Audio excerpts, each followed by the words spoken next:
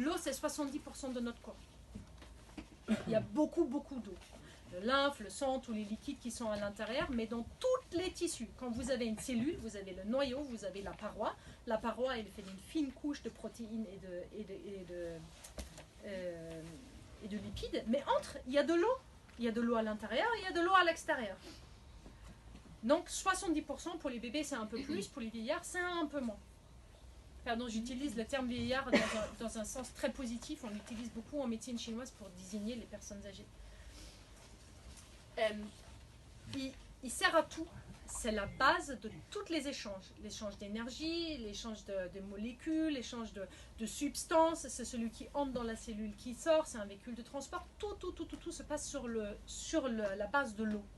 Donc c'est très important que cette eau soit bonne. Et le corps d'ailleurs, il la recycle. Hein. Vous connaissez le jeûne hydrique? J'ai jamais fait. Hein. Je pense pas que je serais pas capable.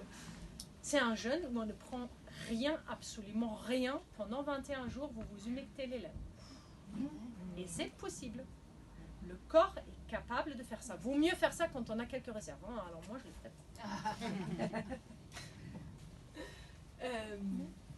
Il sert à sortir les déchets du corps. Hein. Donc quand on vous dit il faut boire beaucoup, il faut boire suffisamment pour que le corps puisse se renouveler en eau. Mais en fait, il ne faut pas boire beaucoup. Parce que quand vous mettez beaucoup, il y a beaucoup qui sort et ça prend tous les vitamines, les oligo-éléments, tout ça. C'est comme une grosse quantité d'eau qui coule sur la matière. Elle va emporter à chaque fois un petit peu. Comme l'érosion de la terre. Donc l'eau que vous buvez en 2-3 litres par jour à chaque fois. Ça va prendre des substances vitales avec soi.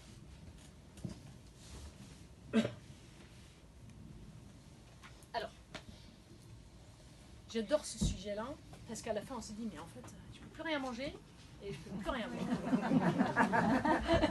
boire. Puisque c'est devenu vraiment compliqué aujourd'hui. Alors, on va d'abord voir l'eau du robinet.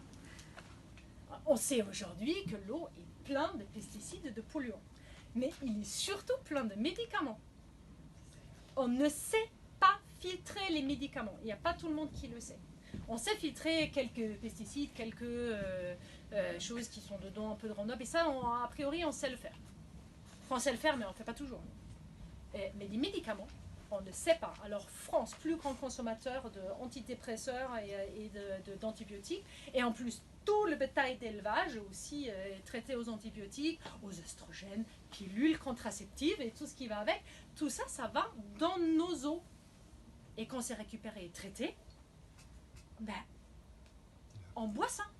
Et puis après, vous avez aussi ça dans les rivières. Donc aujourd'hui, on constate une nette augmentation de la population féminine dans les poissons. Parce qu'il y a tellement d'oestrogènes qu'en fait que le testostérone ne peut plus se battre contre tellement d'hormones féminines. Et c'est aussi ce que vous donnez à boire à tous vos petits garçons. Enfin, moi je le donne aussi aux miens, hein. J'ai un filtre à la maison, j'essaie de faire au mieux, mais voilà, la réalité d'aujourd'hui c'est ça. Votre fils, il boit votre pilule. Ouais. Il y a 300 polluants à peu près dans l'eau, à mon avis c'est un peu plus entre temps, hein. Et que 30 sont contrôlés. Au moins, c'est les 30. Et puis après, il y en a encore moins qui sont vraiment marqués sur votre analyse des eaux, qui arrivent chez vous tous les jours, tous les ans, dans la boîte aux lettres et qui dit « Votre eau est super propre, il est parfait. » Il n'y a aucune région, on vous donne ce truc et je me dis « Attention, ne buvez pas trop votre eau parce qu'en fait, il risque quand même d'être grandement pollué. » Et en fait, il y a quelque chose qu'on ne sait pas, parce qu'on ne compare jamais les seuils de tolérance. Comme on n'arrive pas à les tenir, parce que c'est tellement rempli de pesticides et de trucs, on n'arrive pas à les tenir tant qu'on les augmente. Tout le temps un petit peu. Et vous regardez, on est dans les seuils. Mais ce n'est pas les mêmes qu'il y a 30 ans. Donc finalement, on vous vend quelque chose parce que faire différemment, c'est possible, hein, mais c'est trop coûteux. Donc on ne le fait pas. Et tant que le corps arrive à le gérer, hein, on laisse comme ça. Il y a souvent trop de calcaire. Le problème des minéraux dans l'eau, on va les voir là. Alors, vous pouvez le... Qu'est-ce qu'on fait? Alors, le Brita, laissez tomber, ça ne sert à rien. Vous pouvez prendre un filtre osmoseur, c'est assez coûteux, mais ça marche très bien. Après, il faut reminéraliser l'eau. Mais vous allez tout trouver ça sur Internet. Moi, personnellement, j'ai un petit filtre qui filtre pas mal de choses et qui réinforme l'eau et qui redynamise l'eau, qui change la forme des cristaux et tout. Donc, il y a plein de choses. J'essaie aussi de bien faire ou de faire avec ce que j'ai à disposition.